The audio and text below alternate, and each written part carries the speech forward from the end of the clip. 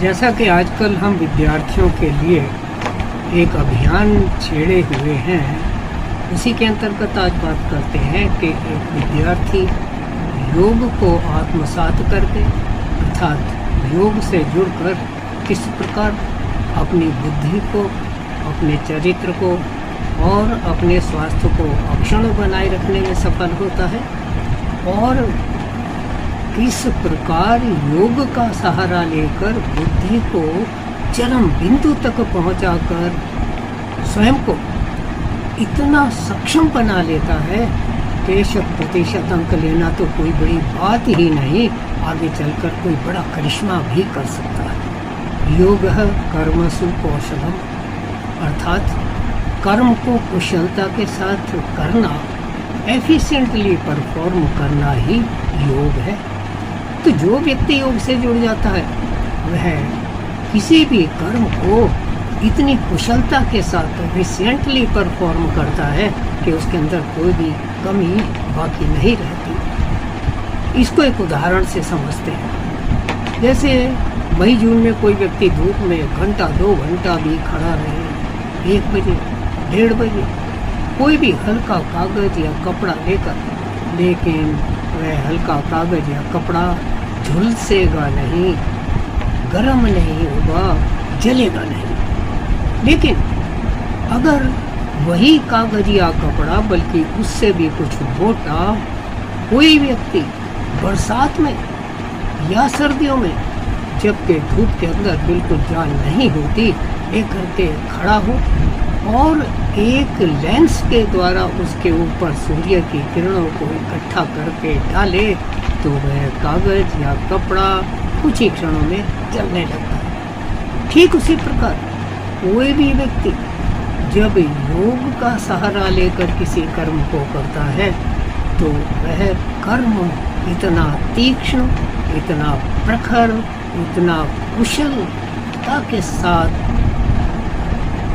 किया जाता है कि उसका परिणाम बहुत शीघ्र मिलता है, बहुत अच्छा मिलता है और व्यक्ति को चरम बिंदु तक पहुंचाने में सफल होता है। वास्तव में कोई भी व्यक्ति 3 प्रकार के कामों से अपने जीवन को सफल बनाने में सफल होता है। पहला काम है सांसारिक अर्थात भौतिक, दूसरा कर्म है शारीरिक अर्थात यौगिक और तीसरा कर्म है आध्यात्मिक या चारित्रिक। लेकिन कोई भी व्यक्ति जब योग से जुड़ जाता है तो तीनों प्रकार से बहुत ही ऊपर उठ जाता है, विकसित हो जाता है। अन्यथा पाश्चात्य संस्कृति के पीछे चलकर कॉन्वेंट कल्चर को पकड़कर व्यक्ति किसी एक दिशा में आगे जाता है और वह दिशा मुख्य रूप से भौतिक दिशा है। भौतिक रूप से वो प्रगति करेगा, वो धन कमाएगा, शान शौकत से रहेगा, लेकिन पीछे रह जाएगा चारित्रिक रूप से, आरोग्यता के रूप से, आध्यात्मिक रूप से और कालांतर में पश्चाताप ही हाथ लगेगा। इसलिए यदि चहुमुखी विकास करना है, यदि इस तमोगुणी जीवन को नष्ट करना है, अगर यदि बुराइयों से बचना है, यदि कुंठाओं से बचना है, लोगों की आलोचनाओं से बचना है, तो योग को अपनाइए और चरम बिंदु तक पहुंचकर कोई कमी मत छोड़िए, जीने का असली मजा लीजिए। या गायत्री उपादान योग के अंतर्गत आनापान ध्यान को आत्मसात करके अपने अध्ययन को जारी रखता है, तब उसमें कोई भी कमी नहीं रहती। इसलिए हम बीच बीच में मन को एकाग्र करने की विधि, हैंड राइटिंग सुधारने की विधि, बोलने की विधि के बारे में कई वीडियो बनाते रहते हैं। लेकिन ये कॉन्वेंट कल्चर ने लोगों के माइंड को ऐसा वश कर दिया है कि वे लोग यौगिक बातों को सुनकर राजी नहीं और आगे चलकर पति पत्नी के बीच झगड़ा,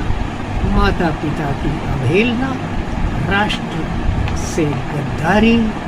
जैसी बुराइयों में पढ़कर जीवन को नष्ट कर लेते हैं, समाज को भ्रष्ट कर देते हैं, राष्ट्र को हानि पहुंचाते हैं और आलोचनाओं का शिकार बनते हैं। तो यदि एक विद्यार्थी इन वैदिक नियमों का पालन करके यौगिक विधाओं को अपना कर आगे बढ़ता है तो हर तरह से सफलता उसके चरणों में होती है, दुनिया उसके पीछे होती है और वह सबसे आगे होता है। यदि ये बातें आपको अच्छी लगें तो अवश्य उन विद्यार्थियों तक पहुँचाएँ जिनमें थोड़ा बहुत योग के प्रति जागृति है और जिनमें योग के प्रति थोड़ी बहुत दिलचस्पी दिखाई है।